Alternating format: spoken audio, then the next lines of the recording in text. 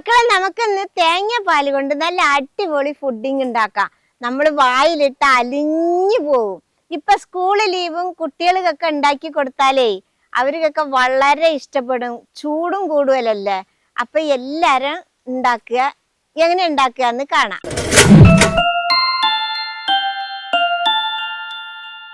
അതിന് വേണ്ടിയിട്ട് ഞാൻ ഒരു തേങ്ങ ഇതാ പൊട്ടിച്ചിങ്ങനെ എടുത്ത് വെച്ചിട്ടുണ്ട്. ഇനി നമുക്ക് ഇതിന്റെ പുറം ഭാഗം ഉണ്ടല്ലോ, ഇതൊക്കെ നമുക്കൊന്ന് ചെത്തി കളഞ്ഞെടുക്കാം. നമ്മൾ ഈ പുറം ഭാഗം ചെത്തുന്നത് എന്തിനാന്നറിയോ മക്കളെ? ഇത് ചെത്തി എടുത്തു കഴിഞ്ഞാൽ നമ്മുടെ തേങ്ങ പാല് പോലെ വെള്ള കളറിൽ കിട്ടും. അപ്പം നമ്മുടെ ഫുഡിങ്ങും നല്ല വെളുവിളാണ്, നല്ല ഭംഗി ഉണ്ടാവും കാണാൻ. അതേപോലെ തന്നെ കഴിക്കാനും ടേസ്റ്റ് ഉണ്ടാവും. ഈ തോല് ചെത്തിയില്ലെങ്കിൽ ഈ തോലിൻ്റെ കളറും കൂടി ആ പാലിൽ വരും. നമ്മൾ ഫുഡിങ് ഉണ്ടാക്കുമ്പോൾ ഈ പാടയുടെ കളറും കൂടി അതിൽ കാണും. അത് കാണാതിരിക്കാനാണ് ഇത് ചെത്തിയെടുക്കണത്. നമുക്ക് ഈ ഒരു തേങ്ങയും ചെത്തിയെടുക്കാം. ഇത് കണ്ടില്ലേ, ഇങ്ങനെ ചെത്തിയെടുക്കുക. ഇത് കണ്ടില്ലേ മക്കളെ, ചെത്തി കഴുകി ചെറിയ ചെറിയ കഷ്ണങ്ങളാക്കി വെച്ചിട്ടുണ്ട്. ഇതിനി നമുക്കൊരു ജാറിലേക്ക് ഇട്ട് കൊടുക്കാം. ഇനി നമുക്ക് നന്നായിട്ട് ഇത് അരച്ചു കൊണ്ടുവരണം. അതിന് നമുക്ക് 2 കപ്പ് വെള്ളം ഒഴിച്ചു കൊടുക്കാം. ഇത് നമുക്കൊന്ന് അരച്ചു കൊണ്ടുവരാം കേട്ടോ. ഇത് കണ്ടില്ലേ മക്കളെ, ഞാൻ നന്നായിട്ട് അരച്ചു കൊണ്ടുവന്നിട്ടുണ്ട്. ഞാനിതിൽ 2-ാം പാല് 1-ാം പാലൊന്നും എടുക്കണില്ല. ഒറ്റ അടിയിൽ നമുക്ക് പാത്രത്തിലൊഴിച്ച് തരിച്ചെടുക്കാം കേട്ടോ. തരിച്ച് നന്നായിട്ടൊന്ന് പിഴിഞ്ഞെടുത്താൽ മതിയേ.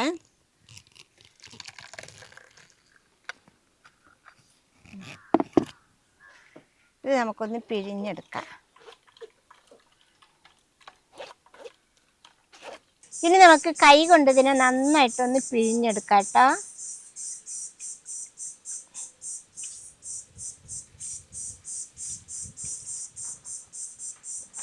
ഇത് കണ്ടില്ലേ മക്കളെ, നമ്മുടെ തേങ്ങ പാലൊക്കെ നന്നായിട്ട് പിഴിഞ്ഞെടുത്തിട്ടുണ്ട്. നല്ല കട്ടിയിൽ വന്നിട്ടുണ്ട് കണ്ടില്ലേ. ഇനി നമുക്കിതിൽ 1/2 കപ്പ് പാല് മാറ്റി വെക്കാം.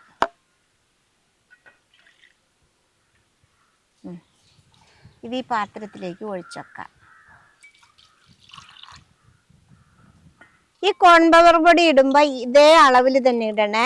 കൂടിപ്പോയാൽ നമ്മുടെ ഫുഡിങ് കട്ടി കൂടുതലാവും, കുറഞ്ഞു പോയാൽ നമ്മുടെ ഫുഡിങ് ശരിയാവില്ല കേട്ടോ, ശരിക്ക് വരില്ല. ഇതിനി ഇവിടെ ഇരിക്കട്ടെ. ഇനി നമുക്ക് അടുപ്പത്തൊരു ചട്ടി വെച്ചിട്ട് ബാക്കിയുള്ള തേങ്ങ പാലൊക്കെ ഇതിലേക്ക് ഒഴിച്ചു കൊടുക്കാം. ഇനി നമുക്കിത് നന്നായിട്ടൊന്ന് ചൂടാവുന്നത് വരെ കത്തിച്ചു കൊടുക്കാം. മക്കളെ, തേങ്ങാപ്പാൽ വെച്ച് കത്തിച്ചു കഴിഞ്ഞാൽ ഇങ്ങനെ ഇളക്കിക്കൊണ്ടിരിക്കണം കേട്ടോ, അല്ലെങ്കിൽ തേങ്ങാപ്പാൽ പെനഞ്ഞു പോകും. പെനയാതിരിക്കാൻ വേണ്ടിയിട്ടാണ് ഇളക്കിക്കൊണ്ടിരിക്കണം പറഞ്ഞത്. അപ്പം തിളച്ചു പോകാൻ പാടില്ല, തിളച്ചാൽ പെനയും. അതാണ് നല്ല ചൂടാക്കിയേ എടുക്കാവൂ. ഇത് കണ്ടില്ലേ മക്കളെ, നമ്മുടെ തേങ്ങാപ്പാലൊന്ന് ചൂടായി ആവി വരാൻ തുടങ്ങിയിട്ടുണ്ട്. ഇനി നമുക്ക് ഈ സമയത്ത് ഇതിൽ നമുക്ക് 1/2 കപ്പ് പഞ്ചസാര ഇട്ട് കൊടുക്കണം.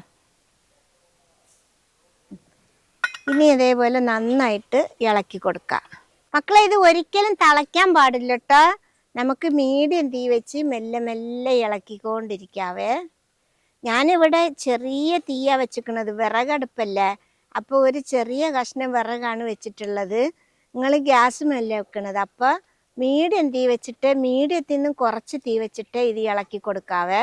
നല്ല തീ വന്നാൽ പെനഞ്ഞു പോകും. അതുകൊണ്ടാണ് പിന്നെയും പറയണത് ചെറിയ തീ വെച്ചിട്ട് വേണം ഉണ്ടാക്കാനെന്ന്.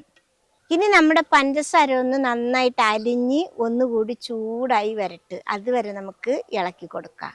കൈവിടാതെ ഇളക്കണം കേട്ടോ, ചെറിയ തീ വെച്ച് ഇളക്കിയാൽ മതിയേ. മക്കളെ, ഇതിൽ നമുക്കിനി നമ്മൾക്കൊരു ടേസ്റ്റ് കിട്ടാൻ വേണ്ടിയിട്ട് ഒരു 1/4 ടീസ്പൂണ് വാനില എസൻസും കൂടി ഒഴിച്ചു കൊടുക്കാം. അപ്പോൾ അതിൻ്റെ മണവും അതിൻ്റെ ടേസ്റ്റും ഒന്നുകൂടി നമ്മുടെ ഫുഡിങ് കഴിക്കാൻ നല്ല ടേസ്റ്റ് ഉണ്ടാവുമേ. മക്കളെ, ഈ വാനില എസൻസ് ഇല്ലെങ്കിൽ ഏലക്കയുടെ മണമാണ് നിങ്ങൾക്ക് ഇഷ്ടമാണെങ്കിൽ അത് ഇട്ട് കൊടുത്താലും മതി. പിന്നെ ഇനി ഏലക്ക പൊടിയും ഇല്ല, വാനില എസൻസും ഇല്ല, അതിൻ്റെ മണം ഒന്നും വേണ്ടാന്നുണ്ടെങ്കിൽ ഈ ഇളനീരിൻ്റെ മണമാണ് ഇഷ്ടമാണെങ്കിൽ അത് ഒന്നും ഇട്ട് കൊടുക്കണ്ട, വെറും തേങ്ങാപ്പാലിൽ ഉണ്ടാക്കിയാൽ മതി. എന്നാലും നമ്മുടെ തേങ്ങാപ്പാലിന്റെ ഒരു ടേസ്റ്റ് ആയിട്ട് നല്ല ടേസ്റ്റ് ആയിരിക്കും കഴിക്കാൻ കേട്ടോ. ഇത് കണ്ടില്ലേ മക്കളെ, നമ്മുടെ ഫുഡിങ്ങിന്റെ പരുവായിട്ടുണ്ട്. കണ്ടില്ലേ, ഈ പരുവത്തിലാണ് നമുക്ക് വേണ്ടത്. കണ്ടാ, ഇങ്ങനെ വേണം പാകാക്കി എടുക്കാന്. ഇനി നമുക്ക് ഈ ചൂടോടെ തന്നെ നമ്മുടെ ഫുഡിങ് പാത്രത്തിലേക്ക് ഒഴിച്ചു കൊടുക്കാം. ഇതിലേക്ക് നമുക്ക് ഇങ്ങനെ ഒഴിച്ചു കൊടുക്കാം.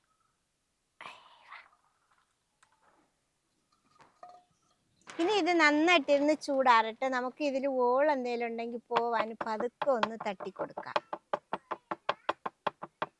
മക്കളെ, ഇത് ചൂടാറിയതിന് ശേഷം ഒരു 2-3 മണിക്കൂർ ഫ്രിഡ്ജിൽ വെച്ചിട്ട് ഒന്ന് തണുപ്പിച്ചെടുക്കണം.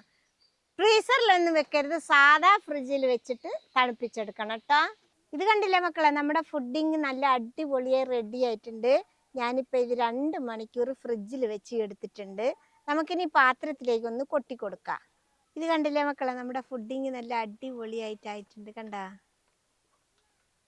നമ്മൾ കൈ കൊണ്ട് ഇങ്ങനെ തട്ടുമ്പോൾ തുള്ളുകയാണ് നമ്മുടെ ഫുഡിങ്. കണ്ടില്ലേ, ഞാനിത് സ്പൂണ് കൊണ്ട് കോരി കാണിച്ചു തരാം.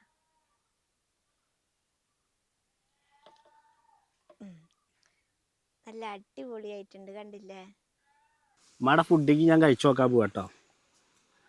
എന്തായാലും അടിപൊളിയായിട്ട് വരുന്നുണ്ട്. നല്ല ഇങ്ങനെ ഇളകിയിട്ട് മറ്റേ ഇതുപോലെ ജെല്ല് പോലെ.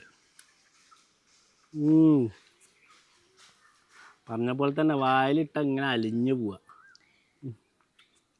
അപ്പൊ നമ്മുടെ ഫുഡിങ് അടിപൊളിയായി റെഡി ആയിട്ടുണ്ട്. കുട്ടികൾക്കൊക്കെ വളരെ ഇഷ്ടാവും.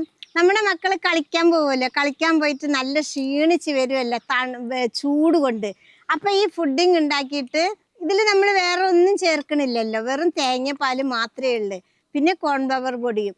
അപ്പൊ ഇത് ചേർത്ത് ഇത് ഉണ്ടാക്കി വെച്ച് ആ ചൂടോടെ ആ മക്കൾ വരുമ്പോൾ ഇത് തണുപ്പിച്ച് കൊടുത്താലുണ്ടല്ലോ, അവർ നല്ല കഴിക്കുകയും ചെയ്യും, നല്ല ഇഷ്ടാവുകയും ചെയ്യും, ശരീരത്തിന് നല്ലൊരു തണുപ്പും കിട്ടും. അപ്പൊ ഇത് എല്ലാവരും ഉണ്ടാക്കണം, ഇതേപോലെ ഉണ്ടാക്കിയാൽ മതി. ഇഷ്ടപ്പെട്ടാൽ സബ്സ്ക്രൈബ് ചെയ്യുക, ലൈക്ക് ചെയ്യുക, കമന്റ് ചെയ്യുക, ഷെയർ ചെയ്യുക. മക്കളെ ഫോളോ ചെയ്യാനും കൂടി മറക്കരുതേ. മറക്കണ്ട.